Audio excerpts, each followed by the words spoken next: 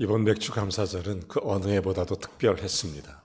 힘들고 어렵게 우리가 예배 공동체로 주님 앞에 변함없이 주의 사랑을 고백하면서 예배해 왔고, 또한 온라인으로 주님 앞에 예배하는 정말 사상 초유의 시간들을 가져보기도 했습니다.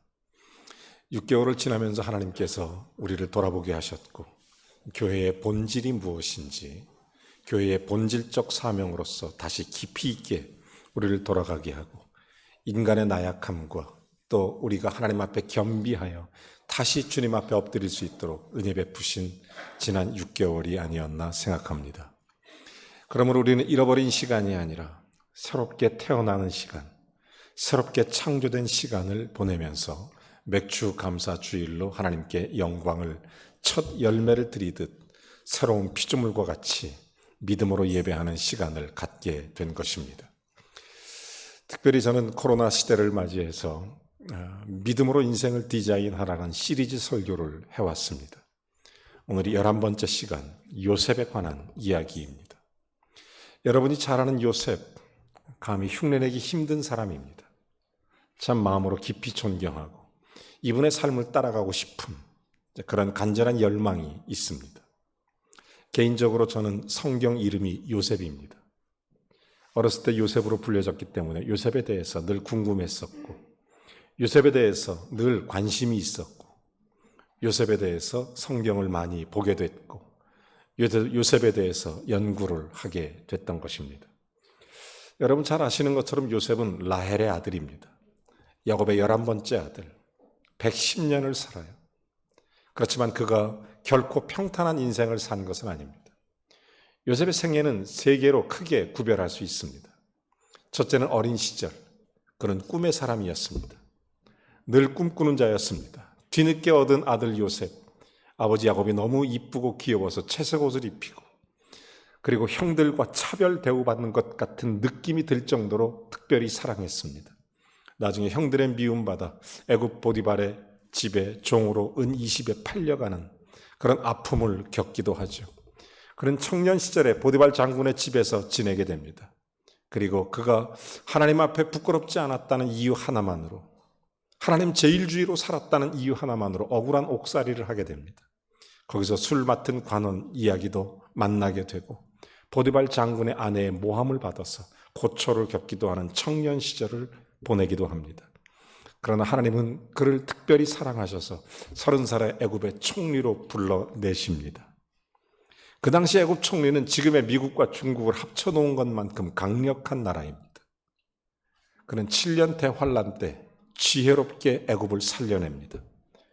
7년 풍년 때 나라를 부강하도록 만듭니다. 그는 애굽의 총리하면서 자기의 영달과 자기의 안위만을 위해서 살지 않았고, 잘 아시는 것처럼 그의 아버지 야곱의 가족을 애굽으로 이주시키게 되는 것입니다. 야곱의 가족을 이주시키고 나서 이스라엘에 정착하게 만들고, 단 하나의 작은 가족에서 민족 국가로의 탈바꿈을 하는데 가장 결정적 축복의 역할을 한 것이 바로 요셉입니다. 이 요셉은 성경적으로 표현하자면, 요셉은 어린 시절부터 그리고 인생이 다하여 주님 품에 갈 때까지 창세기 37장부터 창세기 50장까지 성경의 가장 긴 장을 소개하면서 요셉에 대해서 말씀하고 있는 것입니다. 요셉을 한마디로 정의한다면 이렇게 정의할 수 있습니다. 하나님의 사람. 요셉은 하나님의 사람입니다. 여러분, 요셉은 어린 시절부터 청년 시절, 그리고 장년 시절, 애굽의 총리 시절, 그리고 심지어 죽음의 순간까지 그에게 흠이라고는 찾아볼 수가 없습니다. 그래서 예수님의 예표다, 이렇게 신학자들은 설명하기도 하는 것입니다. 그런 요셉, 그는 철저하게 하나님 중심으로 살았던 사람입니다. 여러분, 코로나가 우리에게 주는 교훈이 뭘까요? 저는 이 시대 한국교회가, 우리 교회가 다시 한번 깊이 이 맥주 감사 주의를 통해서 깨달아야 될 것이 있다면 교회의 본질적 사명으로 돌아가는 것입니다. 하나님 우리 인생에게 주는 교훈이 뭘까요?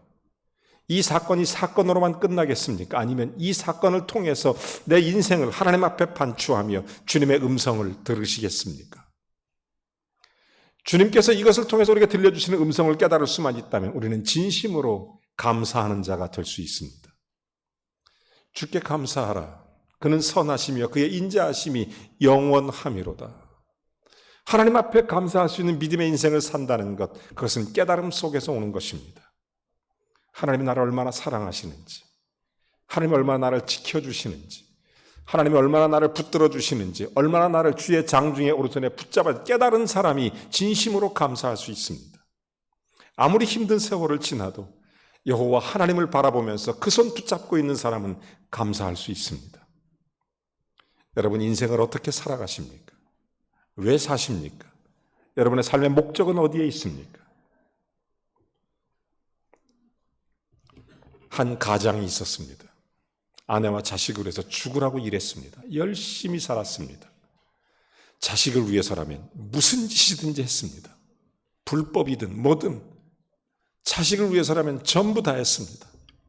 그렇지만 그에게도 인생의 마지막이 찾아왔고 그리고 지옥에 가게 됐습니다. 죄를 많이 졌어. 지옥에서 불구덩이에 고통당하고 있는데 한참을 지나고 보니까 옆에 어떤 사람이 툭 떨어지는데 가만히 보니까 아들이 떨어지는 거예요. 지옥에서 상봉을 했습니다. 아버지가 깜짝 놀랐습니다. 야, 이 녀석아, 내가 너는 바르게 살아보라고 내가 무슨 짓을 해서 별짓을 다 해서 내가 너를 키웠건만, 너를 위해서 일했건만 너는 어쩌다가 여기까지 왔느냐? 아들이 대답합니다. 아버지 때문입니다. 차라리 아무것도 물려주지 않았더라면 내가 열심히 일하느라고 죄 짓는 시간이 줄었을 텐데 너무 많은 걸 주어서 내가 하나님 앞에 가지 못하고 내 인생 내 맘대로 즐기다가 여기까지 왔다고 서로 아버지와 아들이 원망하고 있었다는 웃지 못할 얘기를 제가 꾸며내 봤습니다. 사랑하는 여러분, 우리가 정말로 우리가 인생의 삶의 목적을 갖고 우리의 사랑하는 가족과 자녀들에게 정말 줘야 할 것이 있다면 무엇이겠습니까? 믿음입니다. 믿음. 여러분, 믿음이 없이는 하나님을 기쁘시게 할 수 없고 믿음이 없이는 험한 세상에 정확한 표대를 가질 수도 없고 믿음이 없이는 끝까지 믿음에 달려갈 승리의 길을 걸어갈 수도 없는 것입니다. 요셉을 생각해 보십시오. 애굽의 총리였습니다. 그렇지만 그는 그의 마음속에 언제나 하나님이 있었습니다. 언제나 믿음이 있었습니다. 그래서 그의 삶이 얼마나 우리에게 귀감이 되는지 모릅니다. 어렸을 때도 믿음이 있어서 마음으로 범죄하지 않았고 보디발 장군의 아내의 유혹 앞에 억울한 누명을 쓰고 감옥에 갔어도 하나님을 원망하지 않았고 애굽의 총리로 있으며 자기의 삶의 성실함 속에서도 하나님을 떠나지 않았고 심지어 그는 자기의 죽음의 자리에서도 하나님의 약속을 기억하며 평생을 하나님 중심으로 살 수 있었던 것, 믿음 때문입니다. 믿음 때문에. 여러분, 오늘 성경 본문은 이렇게 요셉을 설명합니다. 믿음으로 요셉은 임종시에 이스라엘 자손들이 떠날 것을 말하고 그리고 또 자기 뼈를 위하여 명하였으며, 여러분, 요셉은 자기의 평생의 삶 가운데 언제나 그런 임종시에, 여러분, 요셉의 생애는 굉장히 많은 성경의 기록에도 불구하고 히브리서는 믿음에 대해서 요셉을 이렇게 단 한 줄로 요셉을 정의합니다. 그는 그렇게 살았지만 죽을 때까지 하나님 중심이었다. 바로 그 얘기입니다. 여러분 잘 아시는 것처럼 야곱도 요셉에게 똑같은 말을 했고, 또 여러분 잘 아시는 것처럼 이삭도 야곱에게, 아브라함도 이삭에게 똑같은 얘기를 했던 것입니다. 여러분, 하나님 앞에서 우리가 이 말씀 바로 전에 20절부터 21절 말씀에 보면 이렇게 기록이 되어 있습니다. 믿음으로 이삭은 장차 있을 일에 대해 야곱과 에서에게 축복했고, 그 다음에 21절 믿음으로 야곱도 죽을 때 요셉과 가들에 축복하고 지파임을에 의지하고, 22절 요셉 똑같이 얘기합니다. 죽을 때 자손들을 축복하고 또 자기 뼈를 해골을 하나님의 땅에 묻을 것을 명하고. 여러분, 요셉을 보면 저는 특징적인 것 세 가지를 발견할 수 있어요. 첫째는 요셉은 믿음으로 삶을 마쳤다는 것입니다. 여러분, 인생을 살아가는 것도 너무 중요하지만 우리의 삶의 마지막이 믿음의 순간에 주께 불리워 올려지기는 거룩한 은혜가 임하기를 주의 이름으로 축원합니다. 요셉은 참으로 훌륭한 신앙적인 분이십니다. 가나안 땅에 있을 때나 애굽에 있을 때나 가난할 때나 부할 때나 종이었을 때나 애굽의 총리였을 때나 변함없이 믿음으로 서 있었던 사람. 그는 살아있을 때도 그리고 임종 때에도 믿음으로 맞이했다는 것을 우리에게 가르쳐 주는 것입니다. 여러분, 믿음이 있다는 게 이렇게 중요해요. 여러분, 18세기에 가장 유명한 프랑스의 사상가라는 볼테르가 있어요. 볼테르. 계몽주의 철학자입니다. 이 볼테르의 사상이 뭡니까? 세상에 우리 인간이 노력해서 안 되는 게 뭐 있냐? 뭔가 열심히 하면 다 이룬다. 계몽주의 사상가예요. 그래서 이 사람은 기독교를 반대했어요. 기독교는 힘없고 나약한 사람들이 믿는 종교다. 이러면서 기독교를 그렇게 핍박했습니다. 심지어 이런 얘기를 합니다. 나는 기독교를 50년 만에 없앨 수 있다. 나는 50년만 지나면 성경책을 사라지게 할 수 있다. 하나님은 나약한 사람들이 믿는 그런 종교다. 이렇게 볼테르가 주장하고 그렇게 얘기했어요. 그런데 그런 볼테르에게도 마지막 순간이 찾아왔습니다. 병원에 입원했습니다. 의사가 볼테르에게 그런 얘기를 합니다. 이제 당신은 곧 임종을 맞이하게 될 것입니다. 볼테르가 그때 두려움에 쌓여요. 하나님이 없다고 막 외쳤고 아무것도 없다고, 자기가 최고라고, 자기가 주인이라고, 인생의 주인이라고, 진리가 자기라고, 소위 말하는 모더니즘, 그런 사상 가지고 계몽을 펼쳤지만 자기의 죽음 앞에 이렇게 얘기합니다. 6개월만 더 살려달라. 의사한테 6개월만 더 살려달라. 왜 그럽니까? 물어보니까 아직 죽을 준비가 되어 있지 않다. 죽을 준비할수록 6개월을 더 해달라. 그렇게 부탁을 하는 거예요. 그때 의사가 얘기했나? 6개월은 어렵고 6시간도 견딜지 모르겠다고. 그러니까 이 사람이 죽을 때 어떻게 한 줄 아십니까? 볼테르의 마지막 장면이 기록되어 있어요. 의사의 소매를 붙잡고 같이 가자. 나는 준비가 안 됐다. 의사가 얼마나 기분 나빴을까요? 사랑하는 여러분, 생각해 보세요. 계몽주의 철학으로 사람들에게 수많은 사상을 얘기하고 수많은 인간 존재를 얘기하고 하나님을 부정했던 사람도 죽을 때는 준비가 되어 있지 않으니까 두려움에 떨면서, 여러분, 히브리서 9장 27절은 이렇게 말합니다. 사람에게 한번 죽는 것은 정한 이치고 그 후에는 심판이 있으리니. 이 사람은 심판을 받아야 하는 자기의 입장을 비로소 깨닫게 된 것입니다. 여러분, 믿음으로 요셉은 임종시에, 여러분, 그는 믿음으로 사나 죽으나 언제나 삶의 자리가 하나님 앞에 서 있다는 걸 볼 수 있습니다. 여러분, 후반기를 어떻게 살아가시겠습니까? 우리에게 주어진 2020년 7월 첫째 주일에 이제 남은 6개월 2020년을 바라보면서 우리의 삶을 어떻게 디자인하겠습니까? 뭔가 그냥 살던 대로 살겠습니까? 소위 뉴노멀, 새로운 표준이 요구되는 이 시대, 여러분, 우리가 그리스도 안에 새로운 피조물이기 때문에 새롭게 살 수 있어야 됩니다. 여러분, 믿음으로 인생을 디자인하십시오. 우리가 하나님 앞에서 내 모든 삶의 관점이, 내 삶의 가치관이, 내 삶의 세계관이, 내 인생관이 하나님 앞에서 믿음으로 바라보십시오. 요셉은 사나 죽으나 언제나 믿음으로 하나님 앞에 섰습니다. 그래서 성경은 이렇게 증언합니다. 믿음으로 요셉은 임종시에, 여러분, 우리가 주님 앞에 서는 날까지 우리의 믿음이 흔들림 없이 주께 영광 되기를 주의 이름으로 축원합니다. 여러분, 믿음으로 사는 게 얼마나 행복한지 몰라요. 이게 실제적인 실화인데, 미국의 어떤 할머니가 혼자 살고 있었는데 큰 부자예요. 근데 할머니가 너무 외로워요. 근데 자기가 가만히 생각하니까 죽을 때 누구한테 좀 맡겨야 되는데 자기의 죽음을 부탁할 사람이 없는 거예요. 평생 부자로 살았지만 자기의 죽음을 부탁할 사람이 없으니까 마침 자기 집 옆에 젊은 부부가 사는데 이 사람들이 자기를 귀찮게 하는 거예요. 왜 귀찮게 하냐면 할머니 예수님 믿고 천국 가시라고. 할머니 우리하고 교회 가자고. 옆집 젊은 부부가 자꾸 전도를 하고 이렇게 얘기합니다. 그래서 이분이 외롭고 힘들으니까 마음속에 이 사람 얘기를 들어야 되겠다 생각해서 자기가 예수님을 영접해요. 예수님을 영접하고 구원의 확신을 갖고 교회에 한두 주 나가다가 몸이 좀 불편하고 할머니가 노쇠했으니까 옆집 젊은 부부를 부르게 되는 것입니다. 그리고 나서 같이 예배를 드려요. 가정 예배를. 가정에서 예배 드리고 하나님 앞에 은혜롭게 다 찬송하고, 그리고 그날 저녁에 젊은 부부가 돌아갔는데 다음날 아침에 인기척이 없어 가보니까 돌아가신 거예요. 편안한 가운데. 여러분, 하나님 앞에 예배하는 믿음으로 임종을 맞이한 거예요. 놀라운 것은 그분의 유품을 정리하는 가운데 유서가 발견됐는데 적지 않은 유산을 이 젊은 부부에게 남기면서 이렇게 써놨습니다. 하는 얘기가, 내가 이 세상에 예수 믿고 믿음으로 하나님 앞에 가니 내 모든 유산을 가지고 하나님이 기뻐하는 대로 나의 재산을 값있게 사용해 주시기를 바랍니다. 그리고 그 밑에 재산 목록을 써놓으면서 이 모든 재산을 이 젊은 부부에게 맡긴다. 여러분, 이 실화를 접하면서 제 마음속에 큰 감동이 있었어요. 여러분, 사람이 믿음으로 사는 것 너무 중요하죠. 뿐만 아니라 요셉은 믿음으로 임종식까지 변함없이 주님만 바라고 구했다는 것, 큰 감동이 되는 것입니다.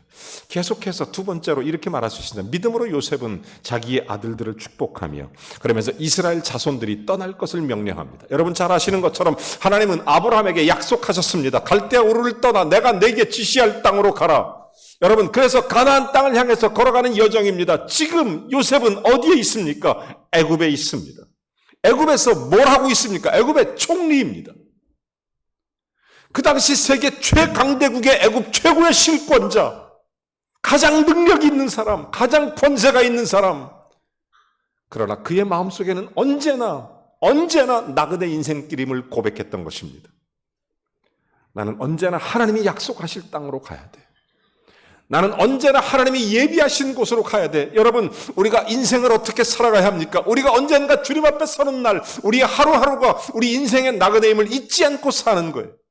여러분, 요셉은 부귀영화를 누리면서 자기의 삶의 만족함을 그 누구보다도 가장 큰 혜택을 받고 있었던 사람이 바로 요셉입니다. 그러나 그럼에도 불구하고 그의 마음속에는 언제나 자기가 가야 할 곳, 자기 이스라엘 자손들이 떠날 것을 명령하는 거예요. 여러분 생각해 보세요. 애굽에 그 처음에 정착 이주할 때 야곱과 그의 가족이 70명이었습니다. 이제 세월이 지나서 이제 야곱의 가족들이 자녀를 낳고 또 자녀를 낳고 그래서 좀 사람들이 많아졌어요. 그런데 그들에게 뭐라고 부탁하냐면 여기가 당신들이 살 곳이 아니다라고 얘기하는 것입니다. 여러분, 지금 애굽에서 야곱의 가족은 부귀영화를 누리고 있습니다. 애굽에서 야곱의 가족은 지금 권세자들입니다. 그럼에도 불구하고 지금 요셉은 야곱 가족들에게 명하는 것입니다. 여기가 우리가 살 곳이 아니다. 이스라엘 자녀들에게 떠날 것을 명하는 겁니다. 하나님의 약속을 향해서 바라보라는 것입니다. 요셉은 한평생 그것을 마음에 놓지 않았다는 사실을 증명해 주는 것입니다. 여러분 마음속에 언젠가 우리가 주님 앞에 선다는 것을 놓지 마시기 바랍니다.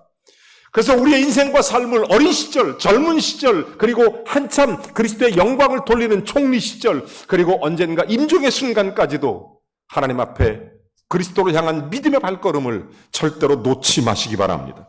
예수님 마태복음 5장 18절에 이런 말씀합니다. 진실로 너에게 이르노니 천지가 없어지기 전에는 율법의 1.1획이라도 반드시 없어지지 아니하리라. 하나님 말씀의 성경은 절대적인 권위를 갖고 있습니다. 성경은 말씀합니다. 주 예수를 믿으라. 그리하면 너와 내 집이 구원을 얻으리라.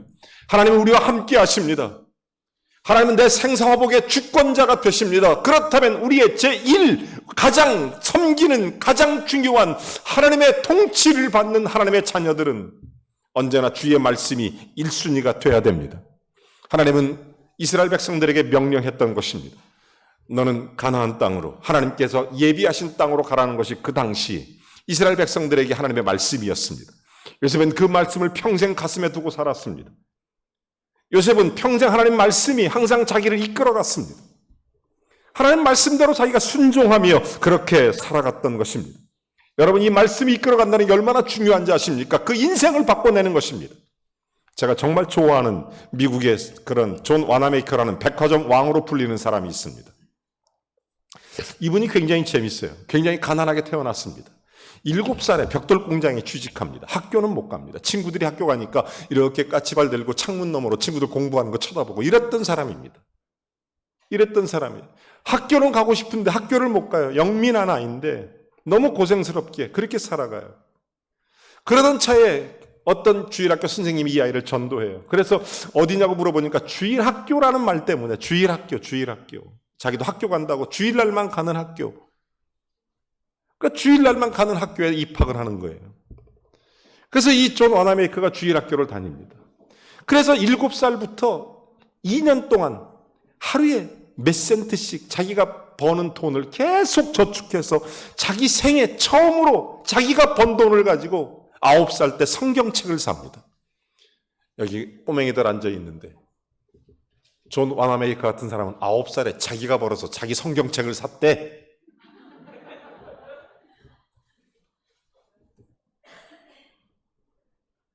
아니 생각해 보세요. 그래서 그것을 평생 가슴에 품고 삽니다. 그 낡은 성경책을 놓질 않아요. 그는 늘 이런 얘기를 합니다. 나는 학교 교육을 받지 못했습니다. 그러나 나는 교회에서 주일학교를 배웠습니다. 선생님에게 성경 말씀을 배웠습니다. 성경 말씀은 내 인생의 길잡이였고 내 발의 등이었고 내 길의 빛이었습니다. 나는 말씀이 제일 우선순위로 그렇게 살았습니다. 하나님 나를 축복해 주십니다. 나는 그래서 이것을 너무 하나님께 감사, 이것을 갚기 위하여 나는 주일학교 교사가 됐습니다. 그래서 이 사람은 20살 때 주일학교 교사가 됩니다. 30년 넘게 주일학교를 교사를 하고 있는 그때 그 당시에 미국의 유명한 벤자민 해리슨 대통령이 그 나라 최신부 장관을 맡아줄 것을 권고하게 되는 것입니다. 그때 존 워너메이커가 그런 얘기를 해요. 다른 건 다 좋은데 내가 장관직을 하면 주일학교에서 애들은 못 가르치기 때문에 내 장관하기가 어렵다. 이렇게 얘기하는 거예요. 대단하죠. 그래서 이때 당시 핸더스 대통령이 뭐라고 얘기했냐면 좋다. 당신 주일날은 주일학교 할 수 있도록 내가 보장하겠다. 그래서 그걸 조건으로 해서 최신부 장관에 취임해서 4년 동안 심우하게 되는 것입니다. 4년 동안. 그러면서 그런 얘기를 해요. 왜 그렇게 유별나게 그렇게까지 하냐고. 그때마다 얘기합니다. 하나님 말씀이 내 모든 인생의 길이기 때문입니다. 그게 정답이며 믿음이 내 삶의 가장 중요한 길이기 때문에 사랑하는 여러분, 요셉은 한 번도 하나님 말씀을 마음에서 놓지 않았습니다. 애굽의 총리로 있고 그의 자손들이 전부 애굽에서 호의호식하고 있지만 그곳을 떠날 것을 명하는 것입니다. 사랑하는 성도 여러분, 하나님 말씀에 절대적인 권위를 두고 언제나 주의 말씀 붙들고 사는 하나님의 은혜가 있기를 주의 이름으로 축원합니다. 여러분, 언제나 우리가 땅의 것을 생각하는 사람이 아니라 하늘의 것을 생각하는 하나님의 사람이 되어야 돼요. 저는 마지막으로 하나님 앞에 이런 생각을 합니다. 정말 그 요셉을 보면 성경 말씀에 보면 자기 뼈를 애굽에 묻어달라고 부탁하는 이제 그런 장면이 나와요. 그런 장면이 하나님 앞에 너무 감사하죠. 여러분 성경 원문에 보면 해골을 묻어달라 이런 얘기까지 해요. 이스라엘 백성들로 살면서 가나안 땅을 마음속에 깊이 간직하고 언제나 하나님 말씀이 제일 우선주의로 살아갔던 그 사람 요셉. 그런 어린 시절, 청년 시절, 그리고 총리 시절, 죽음의 순간까지 언제나 하나님을 향한 사람이었습니다. 여러분 인생을 세워간다는 것, 하나님이 여러분의 삶의 기준이 되기를 바랍니다. 주의 말씀이 우리의 기준이 되기를 주의 이름으로 축원합니다. 말씀을 마치겠습니다. 예수님도 이런 말씀하셨습니다. 내가 세상에서 환난을 당하나 너희들이 담대하라. 세상을 이기었노라. 세상이 힘들고 어렵습니다. 그러나 여러분 예수 그리스도의 은혜 가운데 우리가 후반기에도 믿음으로 세상을 살아가는 한 해가 되기를 주의 이름으로 축복합니다. 예수 믿는 사람은 젖어 살 수 없습니다. 예수 믿는 사람은 세상에 휩싸여 살아갈 수 없습니다. 예수 믿는 사람은 믿는 사람답게 믿음으로 임종하고 믿음으로 자녀들을 축복하고 믿음으로 이스라엘 백성이 떠날 것을 면하고 믿음으로 자기 뼈가 가나안 땅에 묻히기를 원하는 것입니다.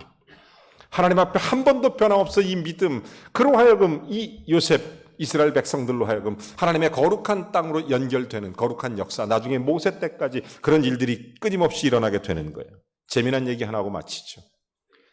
여러분 제비가 추워지면 남쪽 나라 갔다가 돌아오게 되는 것입니다. 한 번은 남쪽 나라 갔다가 범일동으로 제비가 막 날라오다가 비가 만난 거예요. 비가. 여러분, 이 범일동에 날라오는 제비들은 굉장히 멋있어요.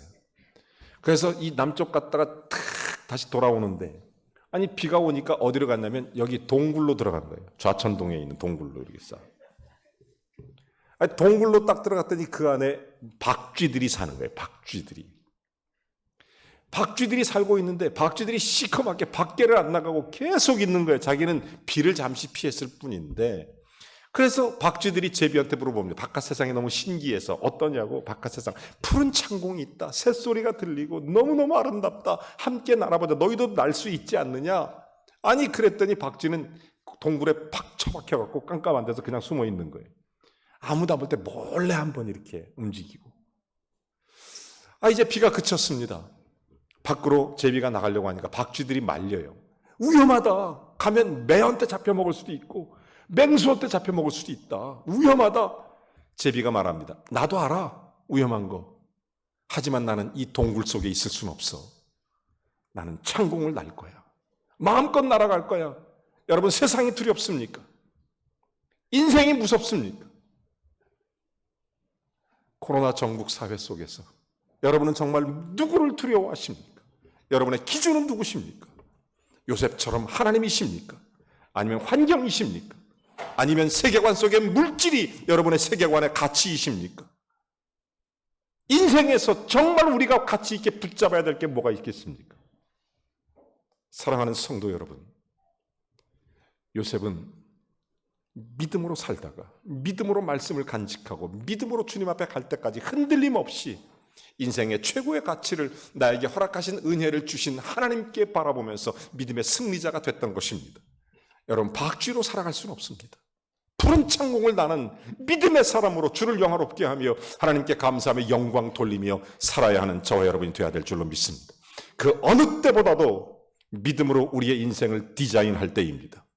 사랑하는 성도 여러분, 우리의 삶의 자리에서 우리가 최선을 다해서 우리 스스로를 지킬 뿐 아니라 우리 이웃을 사랑하고 뿐만 아니라 가장 중요한 믿음의 가치를 가지고 이 모든 것을 디자인할 때 하나님이 기뻐하시는 하나님의 승리자로 주께 영광 돌리게 될 줄로 믿습니다.